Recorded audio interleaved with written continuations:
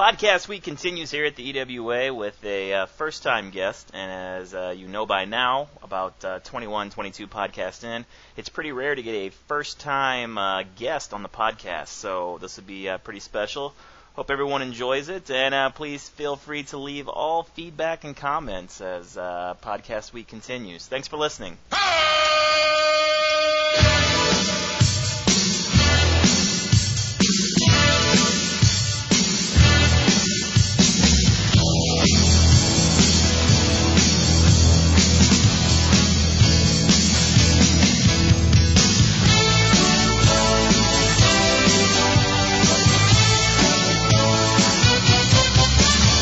Welcome, everyone, back to the podcast here in the EWA.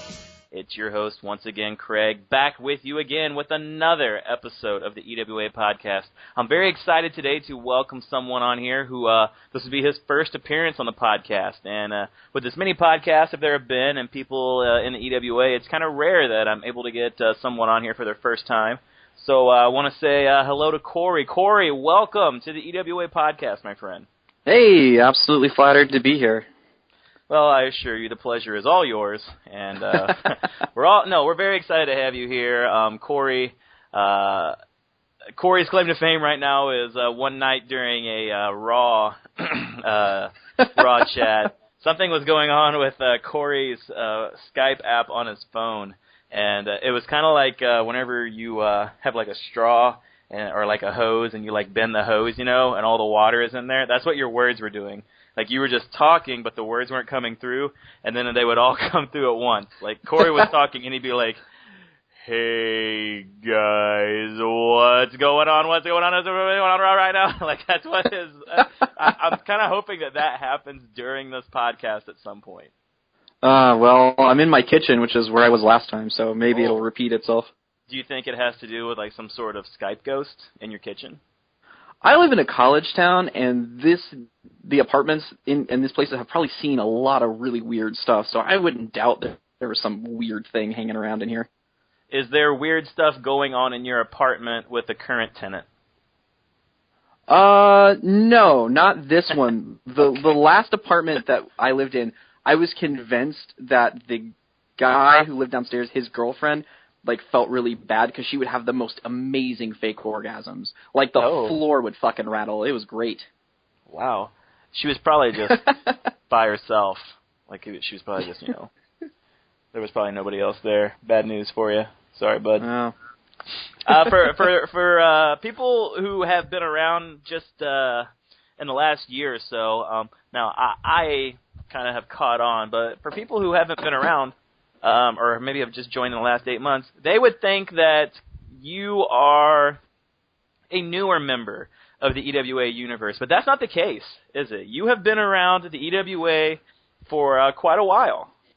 Since about 2007, I think. That's quite a while. Yeah, that's about on and off. Wow. Well, that's how did you get your start in the EWA? What brought you to the EWA? And let's talk a little bit about your history with the EWA. What brought me to the EWA was Kyle, or K2. Kyle had to be like 12 at that time.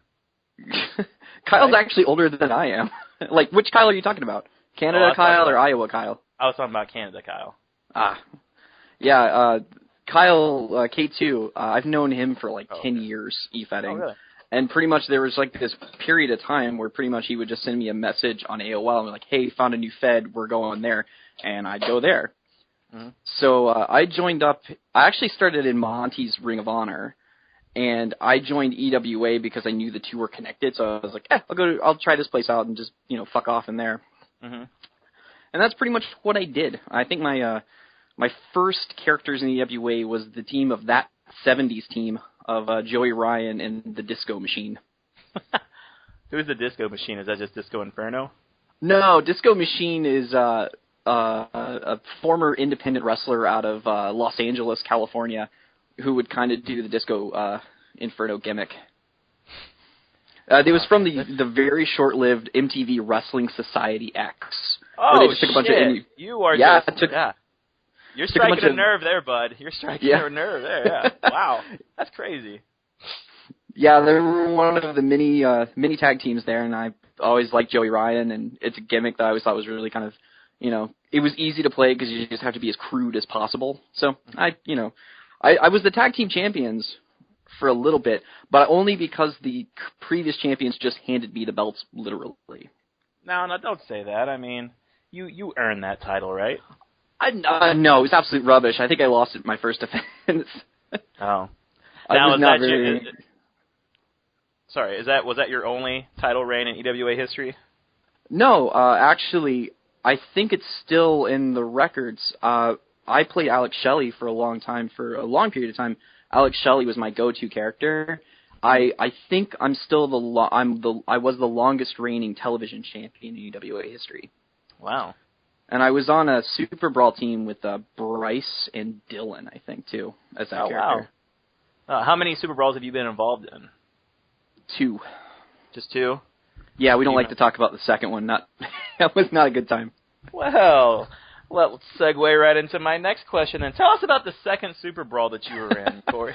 What was wrong with the second Super Brawl? Why is it so taboo? Oh, it wasn't. It's taboo because it's a little embarrassing, and I really pissed off Ed, I think, with it. Listen, Corey, between you and me, no one's gonna listen to this, okay? This is just me and you talking about the second Super Brawl. Get it out there. I just talk. It was. I think it was like 2 years ago. It was the Super Brawl where the guy who was playing Bryan Danielson was a captain. Like he was a surprise captain out of nowhere. Alberto Del Rio was a captain, and basically, like, I was interested in coming back, and I don't remember how it started. I think I may have approached Ed about it, but it was myself and K2, and there was someone else involved.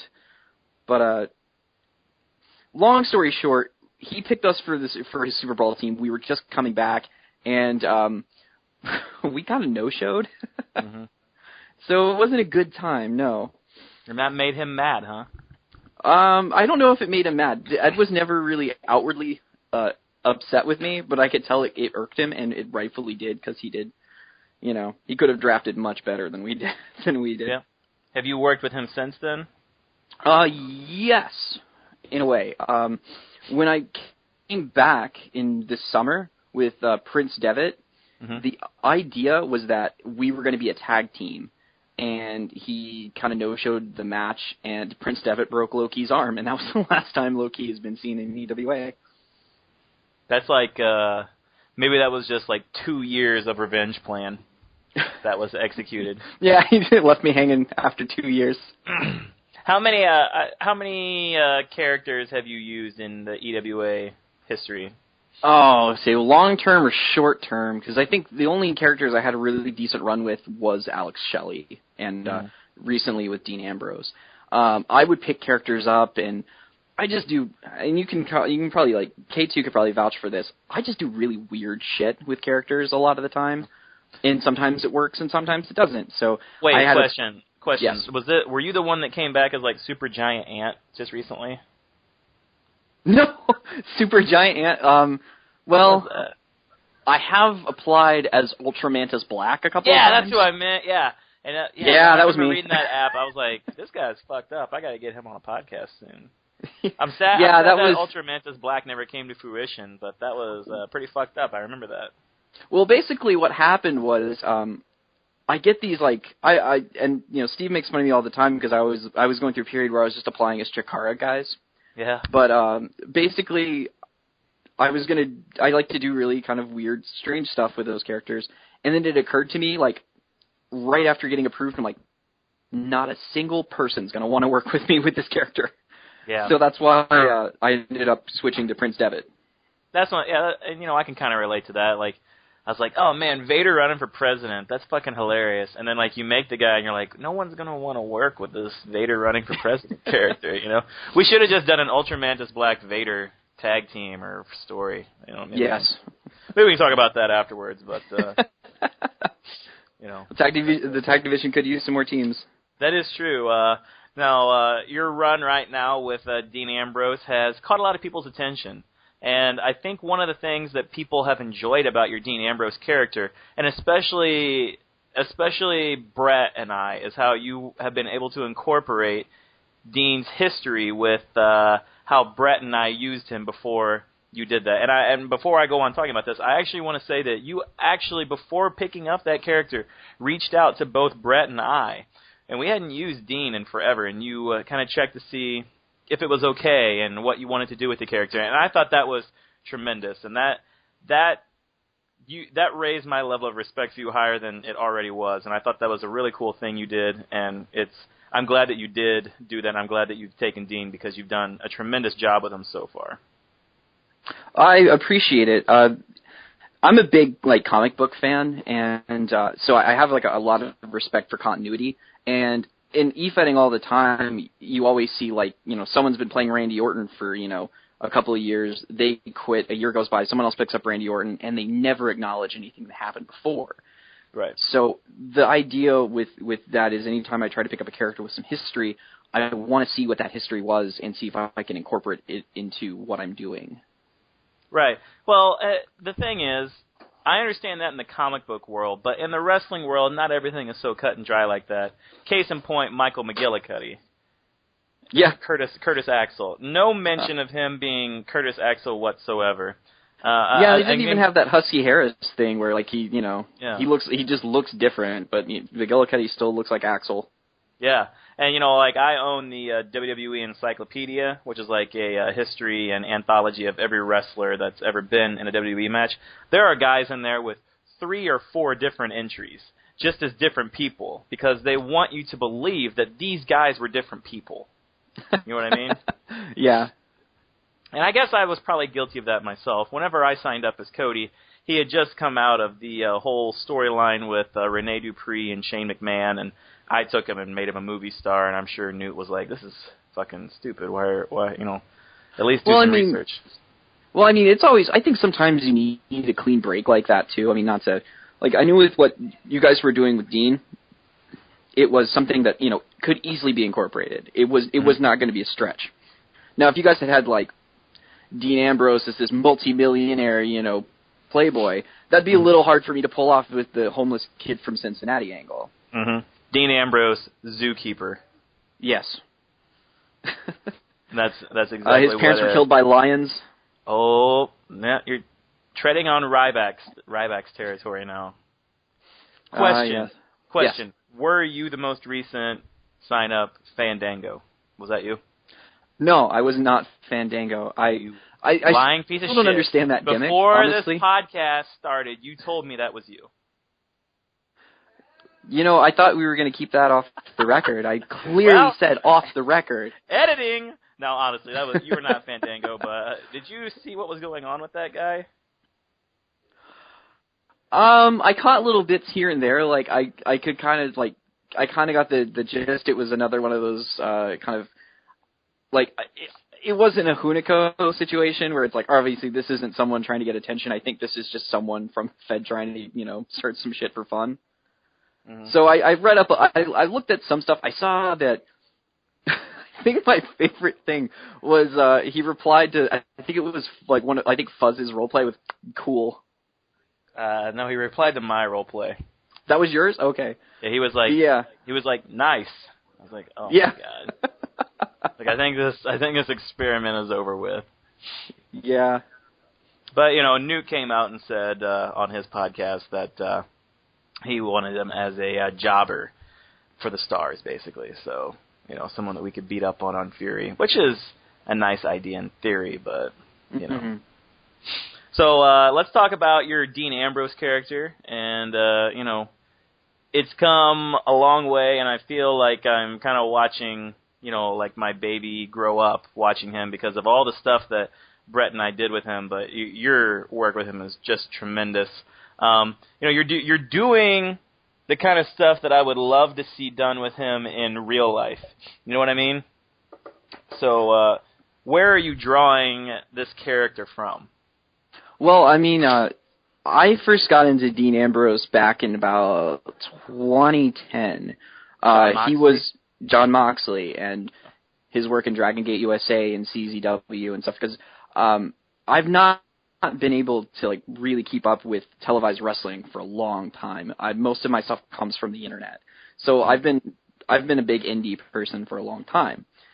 So a lot of where Dean's coming from is that old Jon Moxley character, because it's you see hints of it with what they're doing in the WWE today, but I really wish they'd just go full way like he was. But I'm sure maybe at some point it'll happen in a singles run, maybe it won't. But it happened before, and it was something I always liked. And so you're just kind of straight taking it from there, but you're doing some, I don't want to say dark stuff with him, but you're doing some alternative stuff with him. You're listening to some weird rock music about masturbation and stuff, right? Yeah, pretty much. No, the thing that I like about writing, Jon Moxley was a character that I'd used in Feds before, and it was something that never seemed to work out before for one reason or another. So the fact that I'm writing Dean Ambrose and it's being well received and it's working's great. But with Dean, it's really, I mean, I'll be honest, the reason I got back into fedding is to get better at writing. Because I used to write a lot throughout school. And then e-fedding became a place where I could do that. So with Dean, I have this background to draw from, this really shitty childhood and teenage years. That's made him a really bitter and just misanthropic person. Right. So what I've been able to do with that, with the darker stuff, is I like having this character that I could have a problem with anyone. Right. And I think that's what helps with this person. It keeps him always interesting is anyone on the EWA roster, I could find an angle for why Dean doesn't like that person. Right. And I feel like it's a good hook to run with. Well, it certainly makes writing easier. Not that writing anything like that is ever easy, but it's nice to have a consistent story to draw from and not have to come up with some amazing, ridiculous reason for why you dislike someone. Yeah, my character, when I played Alex Shelley, I played this really hedonistic Alex Shelley. Like, I remember I would write role plays from the free clinic after he's getting tested for shit. And the biggest problem with Alex was finding a reason for him to not like people, because this was a guy that in my mind was just really apathetic about everything that wasn't getting drunk or doing drugs or having sex with some girl. Right. So with Dean. Yeah. It was kind of like, in the WWE, why would John Morrison ever be mad at anyone? Exactly. John Morrison should just be chilled out, laid back, and talking about what's cool in the Palace of Wisdom or whatever. So, like I said, with writing Dean, it's been really cool because Dean could have a problem with anyone, and every match that I've been able to have, with Big E Langston or MVP or guys I've never interacted with, I've been able to find some reason why Dean wouldn't like them. And having that sort of intense feeling towards someone is able to it's been really pulling everything together. Do you think that Alex Shelley will ever make an EWA comeback? I tried to do an EWA comeback with Alex Shelley about a year or so ago. And what was weird was someone else had picked up Alex Shelley after I did and won the Grand Slam Championship with him. Oh, wow. And yeah, so I was like, well, I tried working this angle where Alex was trying to clean up his life, and he was so fucked up on drugs he didn't remember winning the EWA title. Yeah. And just never really gained momentum. And I think that's been the hardest part in getting a good foothold in the EWA. And that's why I've been really digging what I've been doing lately is I've been around the EWA since 2007, but I've never had a good foothold in. Right. Right. And I would say that, obviously people are now wanting, not I guess wanting is a bad term. It's obviously a compliment, but, Dean Ambrose is on people's radar. I don't think anyone would be surprised if Dean Ambrose took on Cody Rhodes on Slam for the national title and Dean walked out the winner. You got a good amount of momentum going, and, you had the match at the Monsters Ball match at Return of the Living Damned. So let's talk about how that came about. How did Dean Ambrose become involved in that Monsters Ball match? Monsters Ball was the last time we had a Skype chat I think it was the night like you like left your Skype on and like you're playing a movie in the background. Yeah, I was on a date. You're on a date, yeah. Last one I've had for a while. It's unfortunate to hear. I don't know why, but okay, yeah. I guess maybe they're just tired of like Steve sending them creepy messages on Facebook. What the fuck, Steve? I forgot about that. I forgot about Steve stalking her on fucking Facebook. What a weirdo. He's so ingenious about that. I don't know if you know Dylan. Fat. I guess everyone calls him Fat Dylan. Once again, he's just Dylan to me because he's like the only Dylan I've ever really talked to. He's like friends with Dylan's mom and his sister. That's just... It's fantastic in a weird way. First of all, why are Dylan's mom and Dylan's sister accepting friend requests from this? I guess they see like Dylan as a shared friend of them. So it's like, this must be one of Fat Dylan's friends. I guess I'll be friends with him too. I don't know. All right, yeah. So back to the monsters. Oh. How'd that come up? Anyway, what had happened was I was looking for something to do in October. Because I know the hardest part in getting that foothold back in the EWA is getting on the pay-per-view cards. If you can get on the pay-per-view cards and you can put out your best work, people start noticing. Right. So the goal was, all right, get Dean on Return of the Living Damned in some way. So there was a storyline that, I was going to work with one person. It wasn't really working out. It was the time of year Jeff was going to do the Japanese death match, but he didn't have anyone to work with. So we started talking, and it was like, well, he was wanting to save the Japanese death match for something else. And I have always been, I'm not sure if you're familiar with Raven's matchmaking abilities that he's had over the years in TNA. Now, Raven, are you talking about Johnny Polo? Yes. Oh, talking okay. about Scotty Flamingo. Johnny Polo I'm familiar with. Raven, not so much. Not Go so ahead. much. He would make the most convoluted matches. Like, he was the one who made up the reverse ladder match. He was the one who came up with the reverse battle royal. He came up with the fucking Clockwork Orange House of Fun hardcore match, but you have to throw someone off a balcony through 2 tables match. And one of the things he came up with was back in the day was the Monsters Ball in TNA. And they had a bunch since then, but the first one was really unique to me because I saw it as a purely E-Fed standpoint. That's an awesome promo opportunity where you get locked up in a room for 24 hours, no food, no water, nothing. I thought, well, awesome, you could just cut a promo in this dark room. And like that was a good opportunity for me. So we were talking with Steve, and Steve was sort of like helping us put it all together. And basically that's what happened is, we came up with, we're going to have the Halloween sort of themed hardcore match in place of the Japanese death match.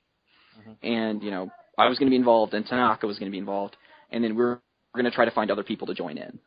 Ryback. And then Ryback's grandpa died. Yeah, and he switched to Robert Roode, so, yeah, it just didn't work. Robert Roode. I didn't know he was going by official names.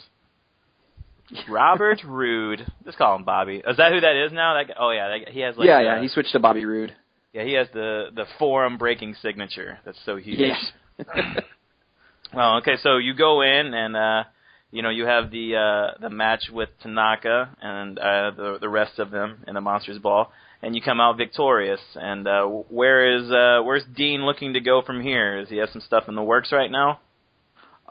There's a couple of things that I've been in talks with some people about.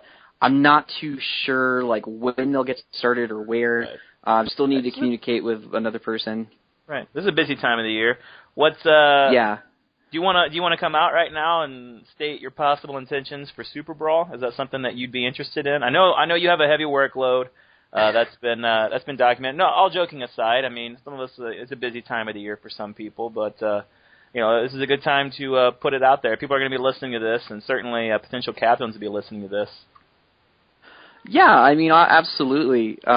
I remembered the first Super Brawl match that I was in. I really enjoyed it. And it's just a really unique atmosphere, and I'd like to get involved.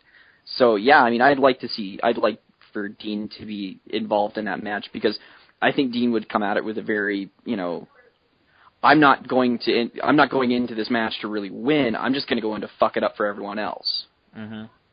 And that could be quite a potential dynamic to play off of as a team. Of course, you don't want to get too far into that and talk about that kind of stuff. Mm-hmm. How do you feel about the since you have been a part of it before? How do you feel about the people coming back to participate in the Super Brawl match itself, rather than using currently rostered people? Well, like I said, the last time I was involved, I was one of those people, and it was kind of a nightmare because I hadn't been in practice of writing, and that was part of the reason why I no-showed, because I just could not get motivated to do it.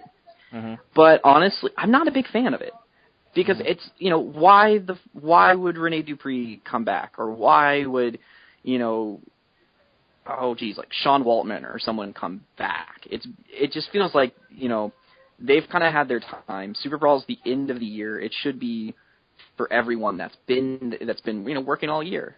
Right. Right. I think there's varying opinions on it. If someone like Bass, I feel like, were to reach out to us and say, "Hey, I want to bring Stone Cold back for this match," I would probably be like, I don't know, man. Like, I'm not. If Paz wanted to come back with Rey Mysterio, I'd be like, I don't know. But if someone more recently that has left, like if Bryce reached out to me and was like, I want. Yeah. No, that's a total thing. I totally agree. Now, if Bryce came back and wanted to do Shark Boy.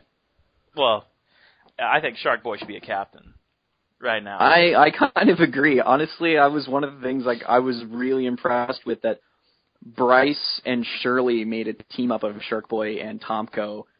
A fucking entertaining read. I love that. That Shark Boy character is one of the more well-rounded comedy characters. Certainly better than that. It's so much better than Al Snow. So much. Like, I've done the comedy characters before, and it's kind of really difficult because you have to try to see, like, now, is this just funny to me, or will this be well received? Right. So have you ever taken Al Snow or the BWO on? Oh, I don't know. I really don't remember, as we need John here to see. Right. He'd be able to pinpoint exactly. It's a daunting task because it's difficult to figure out how to role play against. I think Will was confused in his match with him. Like, he came out and he had the serious one, and then he had like the kind of playful one where he took Eddie Kingston on this spiritual journey where he like ran into Glacier and Ice Train, and there was just this weird dream sequence that he had in his Al Snow match.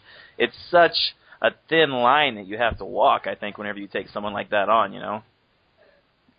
Yeah, and I think the thing is, I wouldn't try to deviate what I do.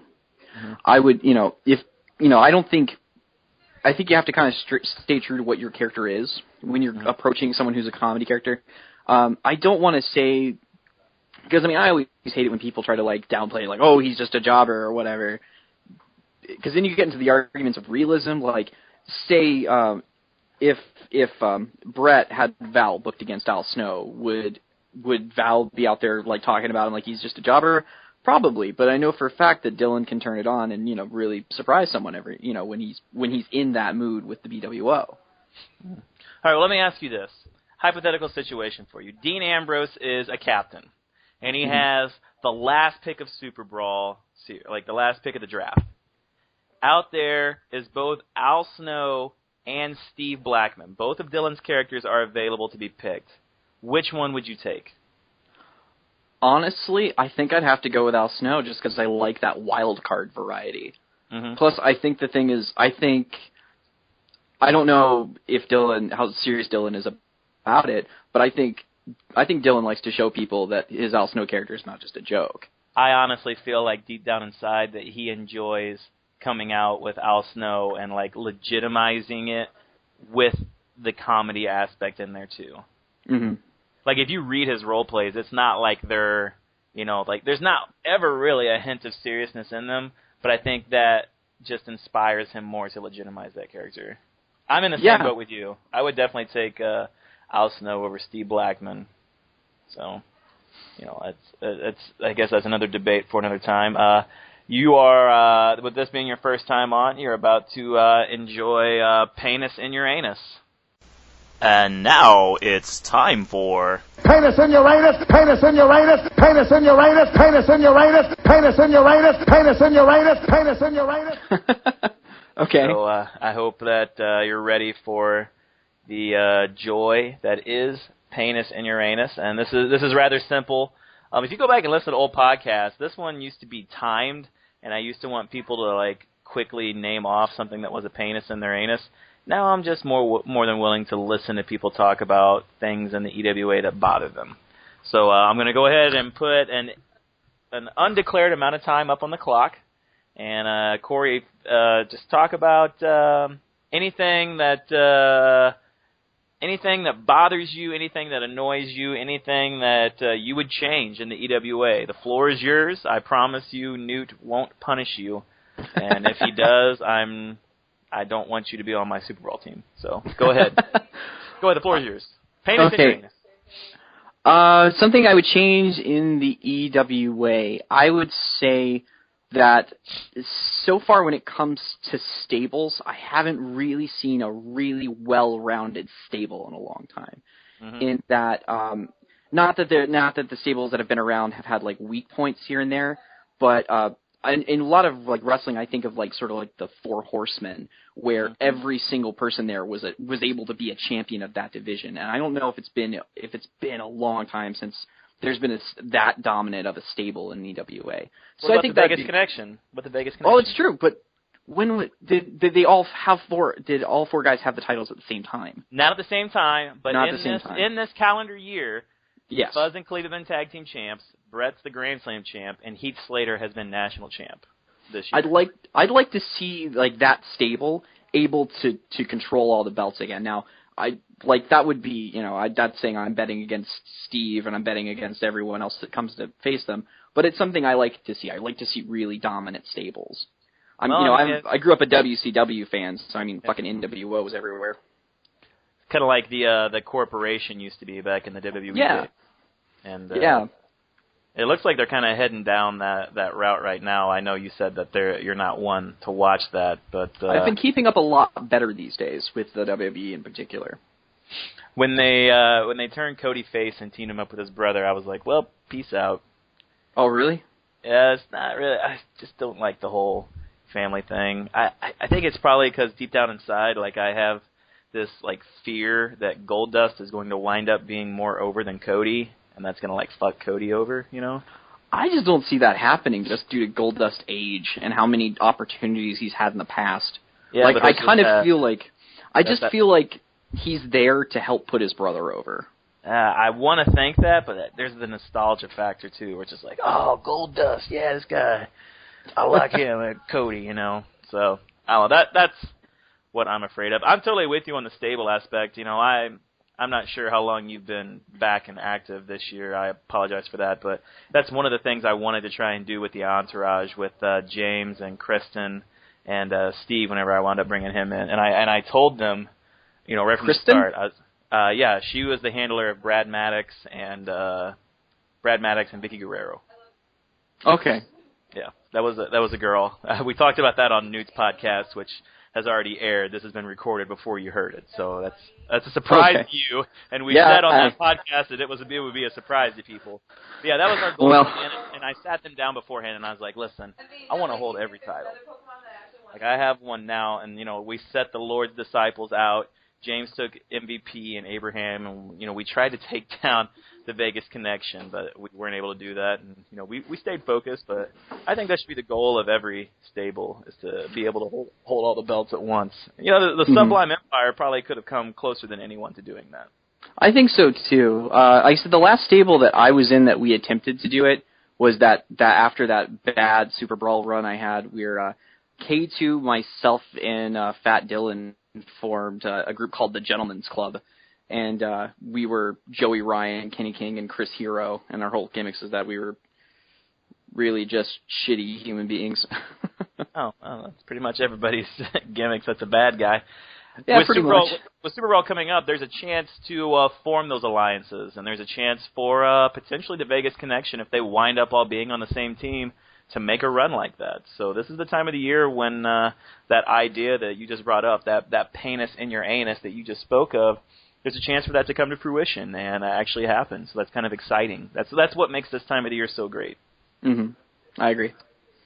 All right. Well, I won't keep any more of your time. I know that you're a busy person. Hopefully, the bank branch managing is going well for you. I know that's been quite an undertaking for you, and I don't envy you because Jazz can relate to that more than I can because he's in the banking industry as well. But I know it's not an easy thing. But kudos to you you've been very consistent with the Ambrose character, and you've been able to turn a lot of heads.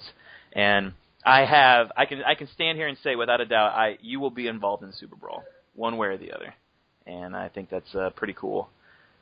So, that you have that to look forward to, and people really do enjoy your work.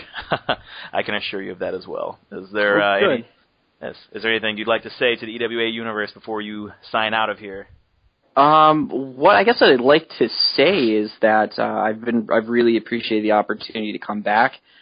It's always been something I always felt really awkward because I've known Newt for a while, like not on like a personal basis, but like in and out of EWA, exactly, in and out of EWA, in and out of like another Fed he ran, and just every time you no show or like you drop out for whatever reason, you kind of feel guilty. Like I want to come back, but I don't want to be seen as some sort of pariah for it. So Newt's been fantastic, like you said. To get D'Ambrose, I asked him first and foremost, like, would he be okay with me switching characters and everything, and he's been nothing but cool. Oh. And, we went over that on the Newt podcast as well, as he's very easy to talk to and a pretty good person in charge. He's non-biased. He's a good judge of role plays, and we're very lucky to have him. And we're very lucky to have people like you be a part of the community here as well. I couldn't be happier that you came on the podcast, and I've had a lot of fun talking to you, and we'll definitely do this again. Hopefully sometime in the new year. Yeah, sure, man. We'll be champions by then. I got a ton of failed characters and failed gimmicks I'd love to talk about sometime. Oh, absolutely. We can definitely... Well, right now, we just scratched the surface with Ultramantis Black, but there's definitely more to work with, right? Oh, absolutely. Last one, I actually I started a feud with JD, but I dropped out, which was Eric Young, who's slowly coming to the realization that he's an EFED character. Oh, I remember that one. Yeah. I remember reading that going, what the hell is going on? That was based off Deadpool, right? It was, yes, it was heavily Deadpool based. Yeah. All right, well, then we'll definitely have you back on and talk about all kinds of stuff like that. But Corey, thank you for coming on. Thank you for being a part of Podcast Week. I greatly appreciate it. Best of luck heading into Collision Course if you wind up having a match, and further on through there, bud. Hey, thanks, man. I appreciate it. No problem. And everyone, stay tuned for the rest of the week, as during Podcast Week we have more guests coming. I want to thank Corey for coming on, and thank you for listening. We'll catch you next time.